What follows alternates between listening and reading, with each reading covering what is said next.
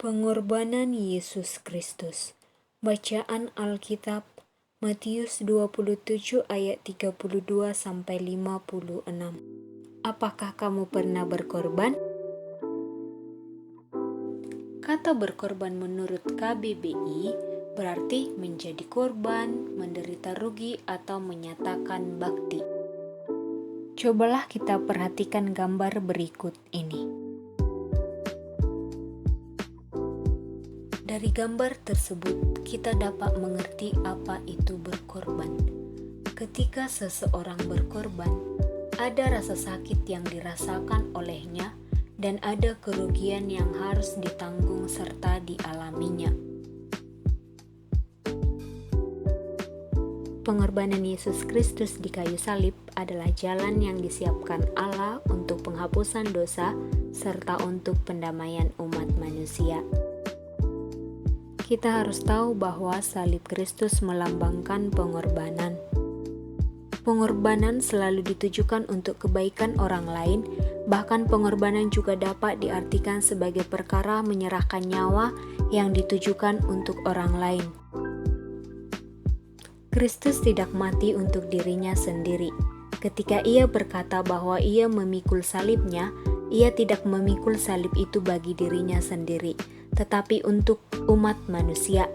Tidaklah mudah menemukan orang yang benar-benar rela berkorban untuk orang lain tanpa dilatar belakangi oleh tujuan tertentu.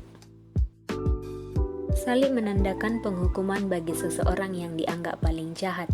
Menurut tradisi Romawi, orang yang dihukum mati dengan cara disalibkan hanya dikenakan kepada orang-orang yang paling jahat seperti pembunuh, pemberontak, atau pembuat huru-hara. Salib menurut bacaan Alkitab pada pelajaran ini adalah 1. Salib adalah lambang kutukan. 2. Salib adalah lambang penderitaan. 3. Salib adalah lambang kebodohan dan kehinaan. Berarti ketika Yesus disalibkan, Yesus menerima julukan sebagai orang jahat. Namun sebenarnya yang Yesus lakukan adalah untuk menyelamatkan dan mendamaikan manusia dengan Allah. Orang yang percaya kepada Yesus akan tahu pengorbanan Kristus di kayu salib bukanlah sebuah penghinaan, melainkan sebuah kemuliaan.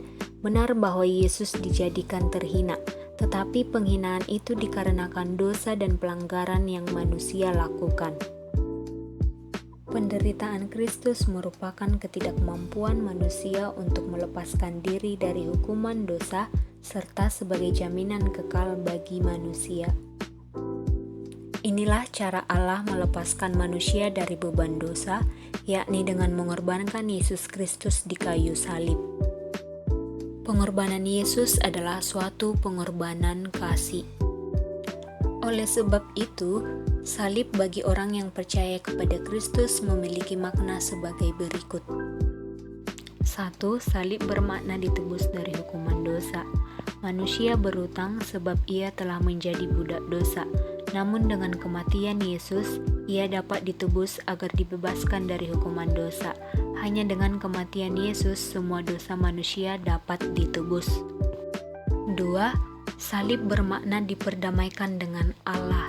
Manusia telah berseteru dengan Allah karena dosa dan pelanggarannya.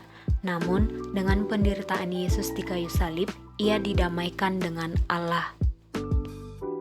3. Salib bermakna dibenarkan karena iman.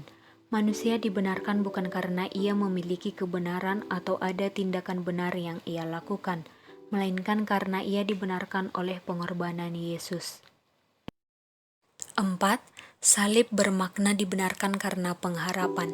Manusia memiliki pengharapan untuk memperoleh kehidupan yang kekal melalui peristiwa salib. Jadi, salib Kristus adalah puncak kasih Allah kepada manusia.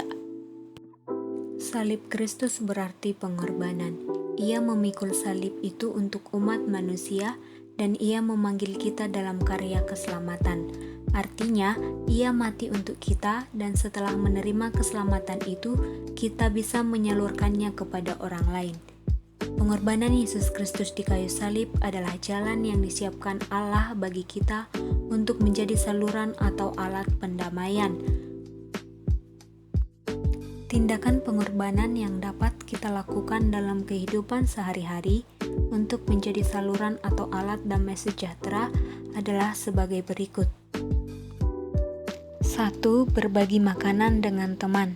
Itu berarti bahwa kita rela mengorbankan makanan yang kita miliki agar bisa dinikmati oleh teman kita yang tidak membawa makanan. 2. Memberikan uang, pakaian, dan perlengkapan layak bagi orang yang membutuhkannya. Misalnya, bagi orang yang terkena bencana alam atau orang yang tidak mampu. Berarti kita telah rela mengorbankan uang, pakaian, dan perlengkapan yang kita miliki untuk dipakai oleh orang yang membutuhkannya. 3. Memberi waktu untuk membantu teman belajar. Artinya kita rela mengorbankan waktu kita untuk membantu teman dalam belajar. 4. Memberikan tenaga untuk menolong orang tua di rumah. Artinya kita mengorbankan tenaga dan waktu kita untuk membantu orang tua di rumah.